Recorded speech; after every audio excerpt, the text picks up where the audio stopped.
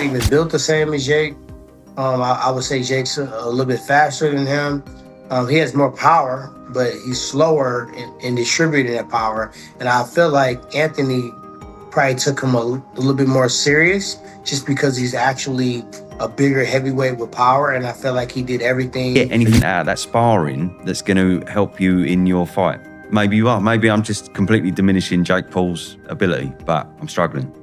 I really am. Fair play to Jake Paul. I mean... And you're right, there's a bit of a conflict there because Josh... Jake Paul's latest transformation has stunned fans as he reveals a sharper, more powerful physique ahead of his showdown with Anthony Joshua. His frame looks tighter and more defined, showing the results of intense conditioning and a focused training camp.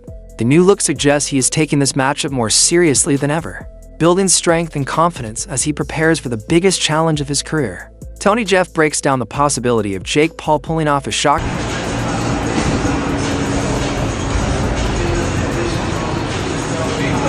win against Anthony Joshua, focusing on his points on timing, momentum, and physical development. He explains that Jake has been the more active fighter in recent years, staying busy with regular training camps and consistent bouts. That activity keeps a fighter sharp, confident, and fully in rhythm.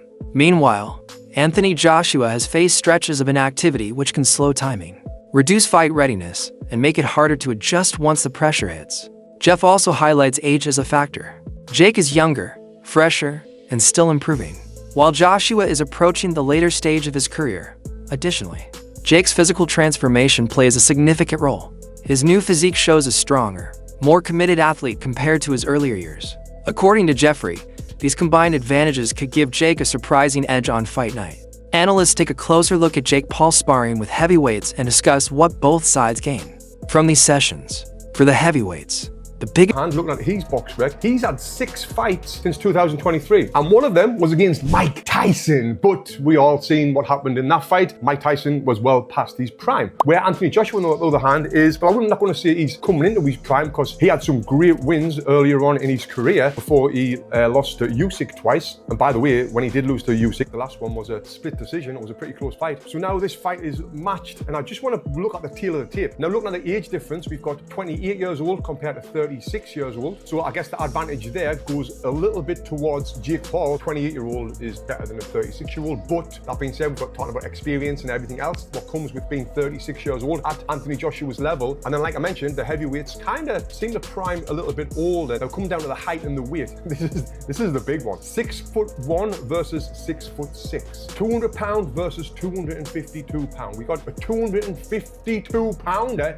in Anthony Joshua. The reach advantage is a lot, which we would expect. Amateur fights, we can see that Jake's only had one, where AJ's had 43, but 43 of them are including at the highest level, Olympic level.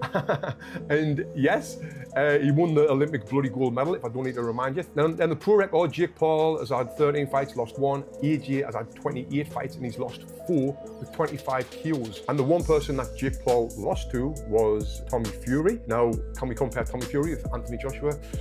Not at all. It's like night and day. So now I'm going to talk about the rules of this fight, and I'll give you my prediction, which is going to shock a lot of people after this. So, what are the rules? The biggest advantage is the massive payday that comes with training a high-profile name like Jake.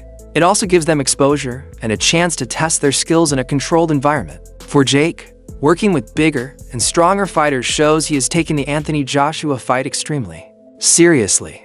These sparring rounds push his conditioning, timing, and toughness far beyond what he usually faces. Experts say the intensity of these sessions proves Jake is fully committed to preparing for the challenge ahead.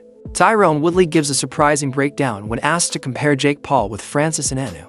He explains that Jake is noticeably faster than Ngannou, and that the speed gives him an important advantage, especially against a heavyweight like Anthony Joshua. I know they're getting a lot of money to be there, and it's easy work. But what is in that for Lawrence Okoli, Frank Sanchez, and Jared Anderson? Easy money. I don't know how much he'll be paying sparring partners. I assume to get those caliber of sparring partners in, it's got to be big money. Lawrence Okoli's got a fight coming up. If you're Joe Gallagher, are you go spar Jake Paul? Is that going to help you? No, absolutely not. Are you going to get a bit of profile from it, perhaps? People are going to hear your name? Yeah. Does that help? I remember going to spar with Kessler, and I got 500 pounds or euros for the week. It was the hardest money I've ever earned in my life. But how much did you learn from? Yeah, me, bundles. Yeah. What's the Coley learn? I don't get it. No. I do get it, the money. But when you got a fight coming up, I'm thinking, really? are you going to get anything out of that sparring that's going to help you in your fight? Maybe you are. Maybe I'm just completely diminishing Jake Paul's ability, but I'm struggling. I really am. Fair play to Jake Paul. I mean, and you're right, there's a bit of a conflict there because Joshua used to manage him. Yeah, it was through 258, right? Yeah. But surely they're smashing him to pieces. Surely Jake's going, oh, what the fuck? This is fucking horrible. Every single one of those three fighters there could annihilate him in a round.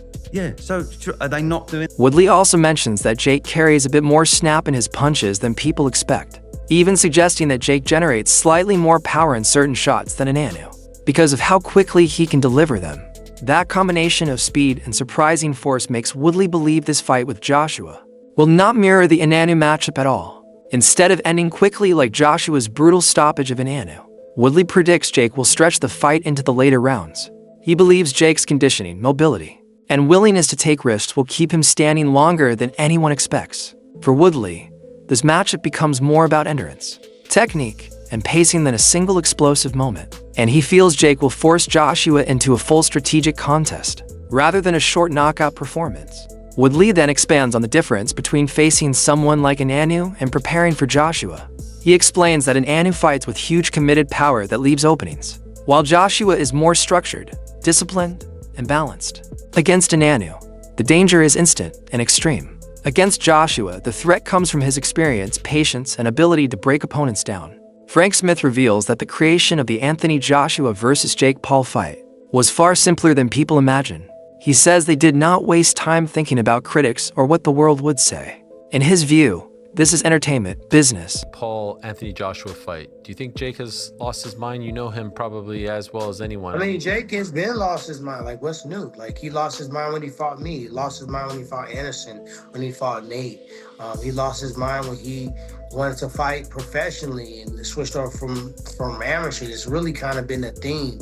And I feel like the only person that hurt him ever was me. The only person that he lost to was somebody that actually boxed him, that actually took him serious, used the jab, moved around. And I feel like we've seen fights where Anthony didn't do that, and we've seen fights where he did. Depending on which version of Anthony Joshua comes out, depends on if Jake has what we would call a chance. When you fighting, if you got knockout power, you got belief in yourself, you got some speed, agility to move around, you always have a chance. You know what I mean? We've seen crazier things happen. Francis Ngannou is a terrible comparison to this happened to Francis. He's not even built the same as Jake. I would say Jake's a little bit faster than him. He has more power, but he's slower in distributing that power. And I feel like Anthony probably took him a little bit more serious just because he's actually a bigger heavyweight with power. And I feel like he did everything to make sure Francis didn't even get a chance to use it. So I don't have to make a prediction because I'm fighting, I'm not commentating. But, you know, I love when people doubt me. So I'm never gonna doubt somebody if they believe in themselves. Do you think he has a chance, Jake?